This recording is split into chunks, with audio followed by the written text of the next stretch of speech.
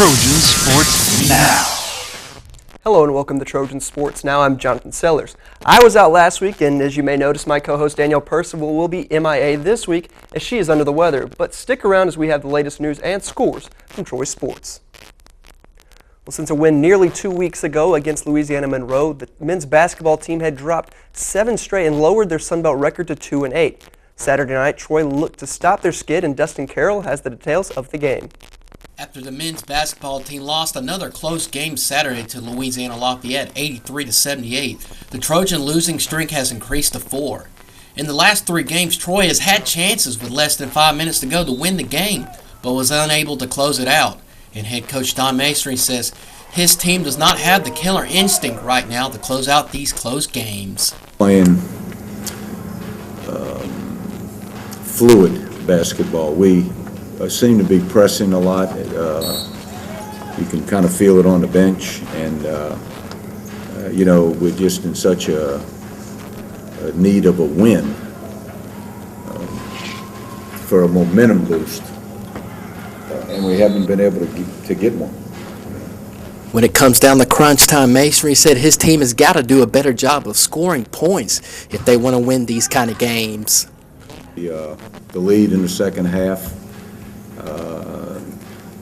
we didn't get a stop right after that. I think they came down and scored. You got to come back down and score, and we didn't. And then they came back down. We didn't get a stop. You got to come back down for sure and score now. This is a key time in the game where you have to get points, and we were not able to do that. So, that's just the one thing that stands out in my mind.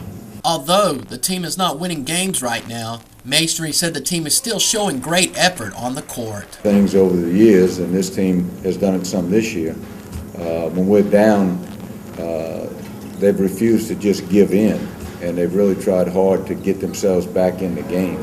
And they did that tonight. I think they cut it to 2. Then we had 2 free throws. I think we missed those 2 free throws that would have put more pressure in the game. Because 2 minutes in basketball is a pretty long time if you get down to a 2-point game. Dustin Carroll, Trojan Sports Now. The women were also in action on Saturday, looking to pick up their first conference win, as well as snap a 12-game losing streak. Dustin has the report from Sartain Arena. The Troy women's basketball team was all smiles and cheers Saturday night as the Trojans picked up their first conference victory of the year over Louisiana Lafayette 58-52. Sarah McCapian led the Trojans in scoring with 17 points while also shooting 50% from three-point range. Coach Mike Murphy talks about his team's balance Saturday night. Played a very determined and athletic team in Louisiana Lafayette tonight, and I'm really proud of the girls for how they showed up and had a commitment to playing their best. I was really pleased with our balance. The key for us was we made shots early, which I think gave us some confidence. Irvin Naj and Sarah McCapian were a huge part of that against their zone early.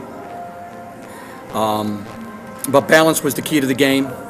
2 players with a double-double, Tania Manuel and Sophie Kleeman. My point guard gets 10 rebounds, which is huge. Murphy said tonight was the team's best performance of the year shooting the basketball, which was the biggest reason his team was victorious tonight.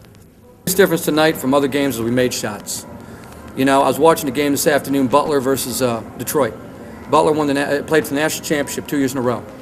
They're shooting 25% from the three-point line in the Horizon League. They're the worst three-point shooting team in the league. This is a team that played for the national championship 2 years in a row, and they're 7-6 in their league. And the reason they are is because they're having trouble making shots. If you can't make shots, it puts so much pressure on your defense that it's virtually impossible to be that good on every possession. Murphy says the week off could not have come at a better time. I have some bodies that need not a week off, but about 8 weeks off, just for rehab. And these kids are fighting through some things that many of us would have no idea what they're doing. I mean, every time you put your foot in the ground and there's this pain from your hip to your toe, and you've got to play a sport like this, it makes it very difficult. And I really, honor what they're trying to do hurt. Dustin Carroll, Trojan Sports Now. The indoor track team found itself at the top of the medal stand a couple of times at the MTSU Invitational. Jacourtney Alexander finished first in the 200-meter race with a time of 25.17 seconds. Alexander also ran the first leg of the 4x400 meter team that came in first. Alexander was joined by Candace Vaughn, Alexis Cobbs, and Love Dean. In the pole vault, Troy had second and third place finishes from Haley Watts and Noura Hussein. Then Bryn Forsyth finished second in the weight throw and third in the shot put. The women's tennis team had a tough weekend against some of the nation's best at the Clemson Winter Indoor Classic. Troy picked up some individual wins and some double victories against Clemson, Charleston Southern, and Armstrong Atlantic in the round-robin event.